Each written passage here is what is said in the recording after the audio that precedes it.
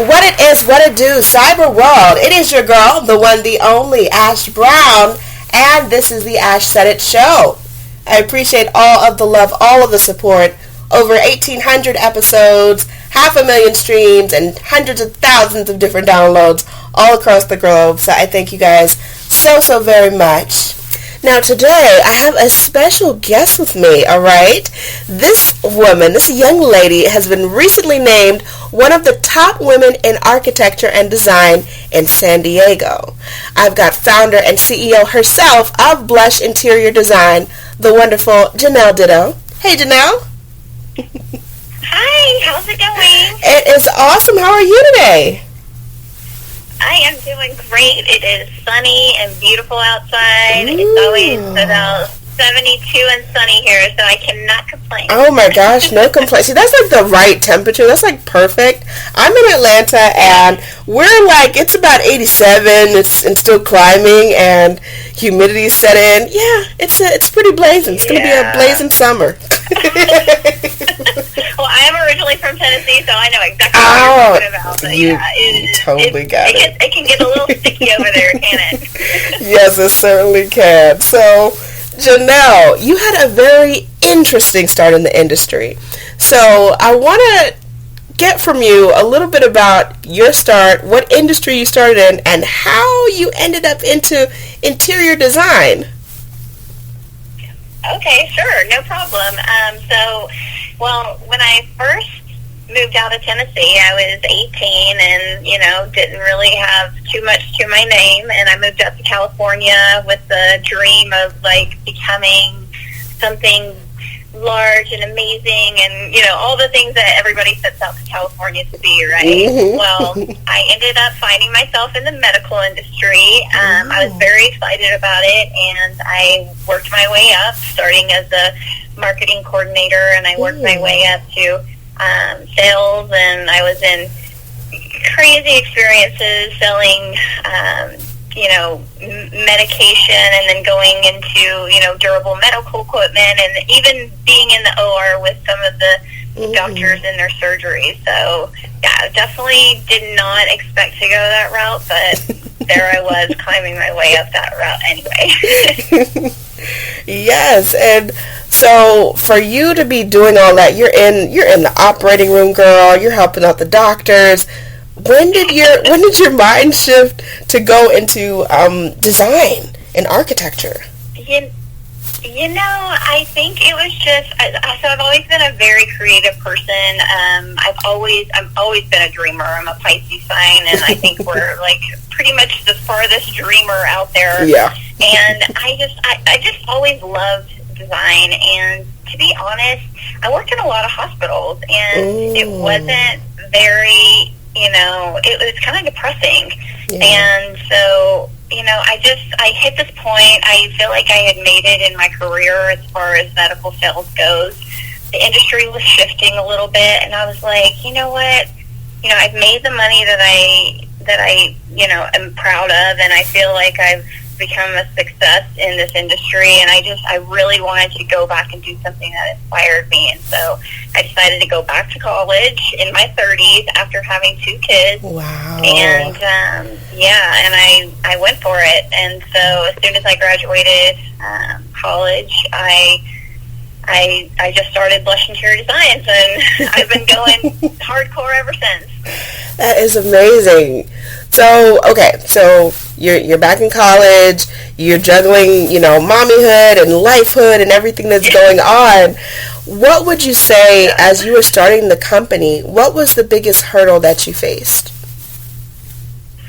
I think not the medical, but in the interior design industry, I have noticed, it's like the one thing that I had, I guess, that I consider myself lucky was that I had that structure from the medical industry that I brought over. So, but what I do see so much in this industry and being a creative person is that there is that creativity side, right? We can pick out the colors, we can pick out the materials, we can pick out all the things, but it's the business side, right? That is the hard part. It's really just figuring out, okay, how do I take this creative and all this knowledge that I know and really implement that to actually make a career and to actually make money doing it, right? Yeah. People are like, oh my God, you got the funnest job, it's so fun, like, you know, and then it's like, well, it's really not that fun, actually, when you get sitting here and you're like, what am I supposed to do? There's invoices and spreadsheets and all these things, you know? So I think as far as, like, figuring out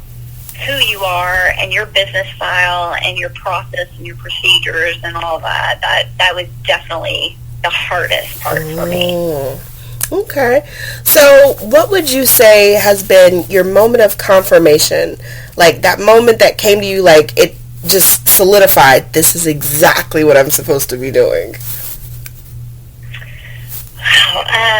I would have to say, you know, honestly, just getting recognized and some of the, you know, you get clients here and there, and, you know, obviously you're not going to make everybody happy. You're not going to be, you know, everybody's perfect person, right? But it's once you start figuring out your process and your procedures and all that stuff, and then you start getting these recognitions, right? Like being in San Diego Business Journal and, you know, being recognized for certain design aspects and projects that I've done.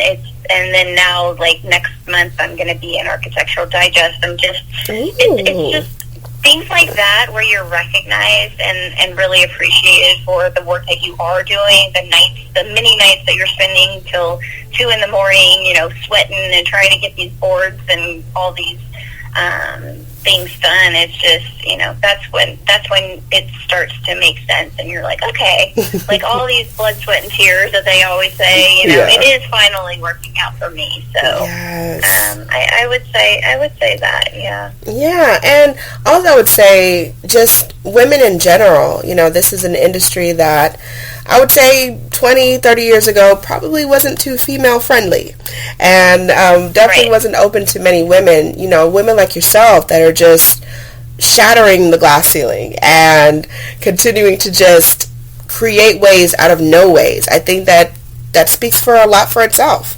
That within itself is a huge accomplishment.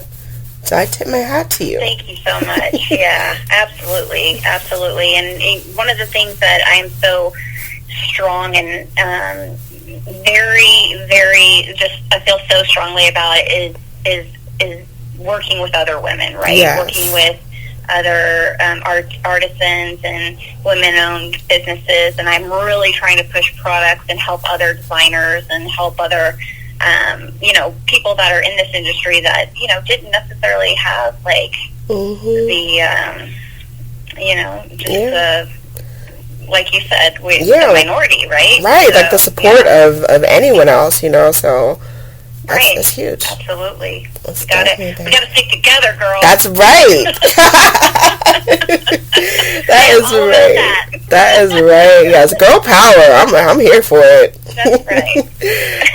And then that kind of leads into my final question. What advice would you offer to the next generation of young female entrepreneurs, specifically in the realm of architecture and design? Well, you know, I would say, you know, one of the things that I didn't do and I've never really been good at is just following some instruction from people with experience, right? I've always, you know, you'd think by the time I've gotten 40 now that I would be like learning from my own mistakes, but no, I have to learn the hard way every single time. So I would just say, I would really just sit back and think about it and like really listen to like what other people have done and what they've experienced, and don't make the same mistakes that they have. You know, one of the things that I do want to do after you know, the next few years goes by is to really set up something where I can teach young designers like how to go about this business and do it the smart way, right? And not make all the mistakes that I did. And so it's really just finding who you are, what style of designer you are, and not letting people, you know, deter you from, you know, what it is that you truly love and what people are actually flocking to you for, right? Yes. So I feel like people flock to me for a certain look and style that I do, and it's like, people are like, oh, you like that? And it's like, yeah, absolutely like that. This is my design style. This is what I do.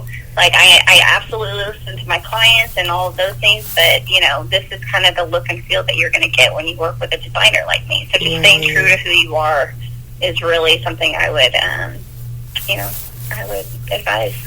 I love it. I love it. Blush Interior Design, founder, CEO, the wonderful Jeanelle Ditto. Jeanelle, thank you so much for coming through today. Certainly appreciate you. Thank you so much. I appreciate it. And let everyone know the best way that they can get more information and how they can follow you guys. Yeah, absolutely. So we are at www.blushinteriordesigns with an s@the end.com. That's our website, and there's lots of fun freebies and just advice and blogs and everything that you can read into if you're going through a remodel. And then also on social media, you can reach us at anything at Blush Interior Design. So Instagram at Blush Interior Design, Facebook, same thing. Perfection. So that's the best way. Yeah, but much more success to you and your whole team, Jeanelle. I know that there's some great things in the works. Know that? Absolutely. Definitely. Absolutely. Thank you so much for having us, having me on your show. Not a problem. Oh, thank you. And I appreciate each and every one of you guys. Thank you for all of your love, all of your support. Keeping in mind, anyone to tell you that you can't do what you want to do. You look them square in the face, you tell them, don't believe me. Just watch. Watch what I do. Watch me make it happen. Watch me make history. That's what we're doing this for, the history books. Social media is nice, but real life is so much better. Until next time, you guys.